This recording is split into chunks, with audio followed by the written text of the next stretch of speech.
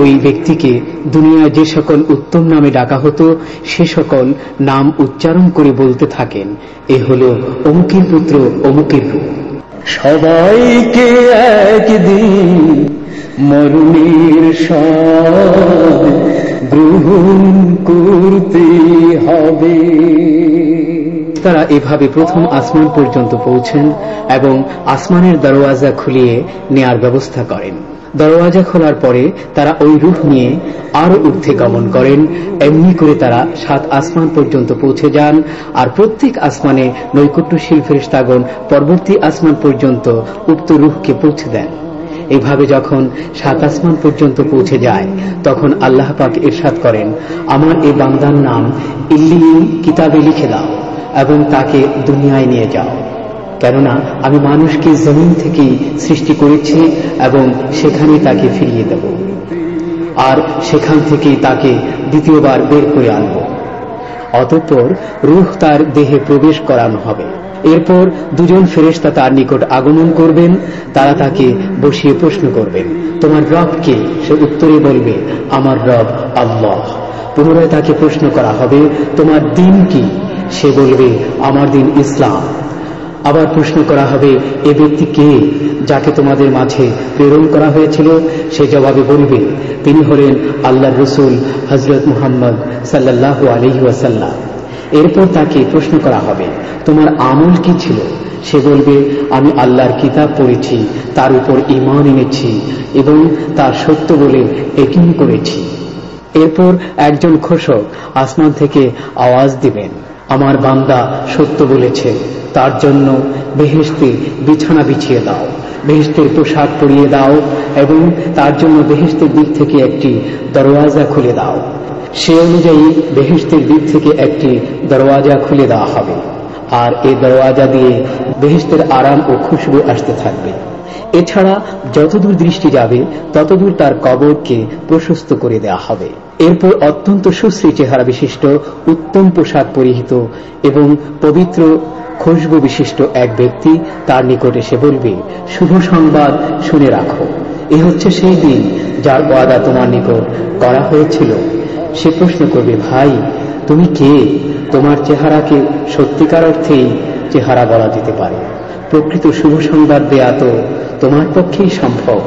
সে বলবে, ভাই আমি তোমার নেক আমল। মহান প্রভুর কাছে ফিরে যেতে হবে,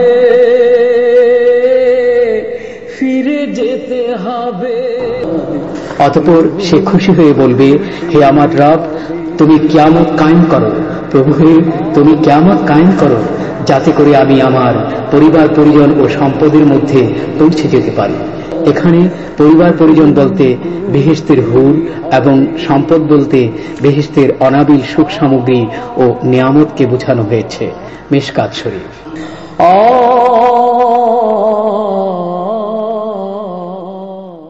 সবাইকে একদিন মরণের স্বাদ গ্রহণ করতে হবে।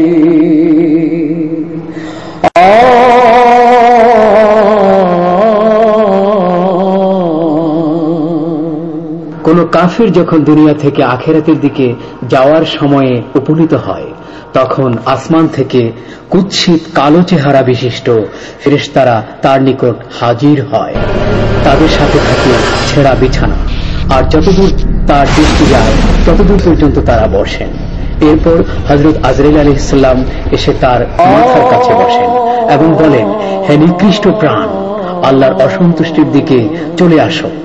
মালাকুল মউতের এই হুকুম শোনা মাত্রই তার রূহ দেহের ভেতর এদিক ওদিক দৌড়াদৌড়ি করতে থাকে। তখন মালাকুল মউত তার রূহ দেহ থেকে এমন ভাবে টেনে বের করেন যেমন করে গোশত ভুনা করার শিক ভেজা পশম থেকে পরিষ্কার করা হয়। এরপর মালাকুল মউত ওই রূহ নিজের হাতে গ্রহণ করেন এবং অন্য ফেরেশতারা চোখের পলকে ওই রূহ গ্রহণ করে ছেঁড়া নেকড়ায় বেঁধে ফেলে। এই নেকড়া থেকে এমন দুর্গন্ধ বের হবে যা এ দুনিয়ার পচা ও গলিত প্রতিগন্ধময় মরা লাশের চেয়ে কোনো অংশেই কম হবে না।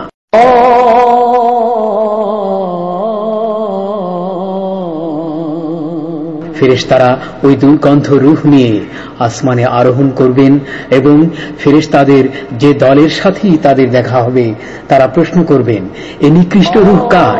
তখন তারা ওই ব্যক্তিকে দুনিয়ায় যে সকল খারাপ নামে ডাকা হতো সেগুলো উচ্চারণ করে জবাব দেবেন, অমুকের পুত্র অমুকের রূহ।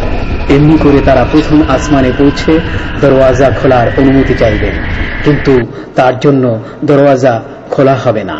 অতঃপর আল্লাহ পাক ইরশাদ করবেন, এর নাম সিজ্জিন কিতাবে লিখে দাও, এটা জমিনের সর্বনিম্নে অবস্থিত। তখন তার রূহ সেখানে নিক্ষিপ্ত করা হবে। অতঃপর রূহকে তার দেহে ফিরিয়ে দেওয়া হয় এবং তার নিকট দুজন ফেরেশতা আগমন করেন। তারা তাকে বসিয়ে প্রশ্ন করেন, তোমার রব কে? সে বলে, হায় হায় আমি জানি না। এরপর প্রশ্ন করা হয়, তোমার দিন কি? সে বলে, হায় হায় আমি জানি না। আবার প্রশ্ন করা হয়, এ ব্যক্তিকে যিনি তোমাদের মাঝে প্রেরিত হয়েছিলেন? সে বলে, হায় হায় আমি জানি না।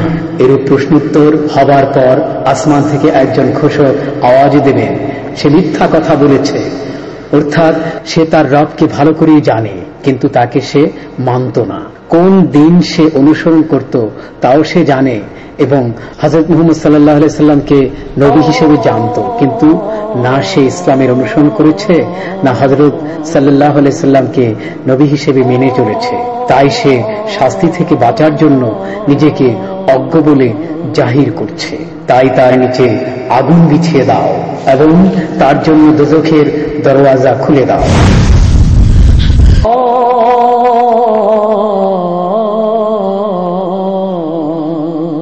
এরপর দোজখের দরওয়াজা খুলে দেওয়া হবে এবং দোজখের উত্তপ্ত লু হাওয়া কবরে আসতে থাকবে। আর কবর এত ছোট ও সংকীর্ণ করে দেওয়া হবে যে তার পাঁজরের হাড়গুলো চূর্ণ বিচূর্ণ হয়ে যাবে এবং এক পাশের হাড় অন্য পাশে চলে যাবে। এরপর তার নিকট খারাপ কাপড় পরা কুৎসিত চেহারার এক লোক আসবে। তার শরীর থেকে ভীষণ দুর্গন্ধ আসতে থাকবে। সে ওই ব্যক্তিকে বলবে, তোমার জন্য বড় দুঃসংবাদ। এ হলো সেদিন যেদিন সম্বন্ধে তোমার নিকট ওয়াদা করা হয়েছিল। সে তখন তাকে বলবে, তোমার চেহারা দুঃসংবাদ শোনাবার মতোই উপযুক্ত বটে। তখন আগত লোকটি বলবে, আমি তোমার বদ আমল।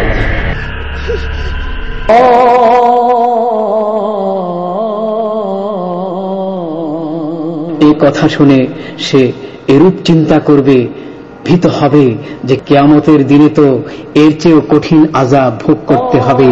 তাই বলতে থাকবে, হায় আল্লাহ তুমি কিয়ামত কায়েম করো না।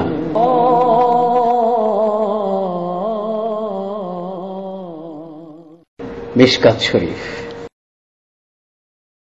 সবাইকে একদিন মরণের স্বাদ গ্রহণ করতে হবে।